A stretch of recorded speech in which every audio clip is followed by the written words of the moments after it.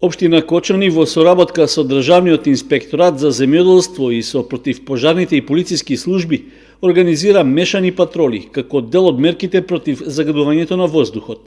Во тек се засилени вонредни инспекцијски контроли од тимови што работат во две смени на територијата на целата општина, и во градот и во населените места. Направени се увиди на улицата Тодосија Паунов во централното градско подрачје, како и на улиците 14-та бригада, потоа кај фабриката за вода во Ромското мало, населбите Трајаново, Трло и Усова чешма, како и во селата Мојанци, Подлог, Грдовци, Прибачево и Оризари. Истовремено се врши инспекција и на земјоделските површини и се постапува при откривање на случаи за палење на стрништа, како и за други дејствија што ја загрозуваат животната средина, меѓу кои и палењето гуми.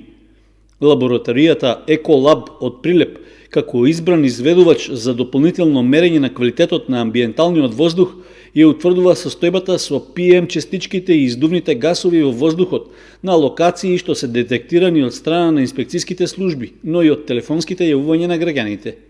Од општината информираат дека е остварена средба со представник на граѓанското движење за чист воздух, при што е утврдена на тамошната соработка за да се одговори целосно на задачите и да се придонесе во намалувањето на загаденоста. Заклучено е дека од голема помош е неодамнешното решение на Државниот инспекторат за животна средина да се забрани работењето на индустријски загадувач, а апелите се и понатаму поединците, институциите и компаниите што поседуваат интегрирани еколошки дозволи да работат одговорно и совесно.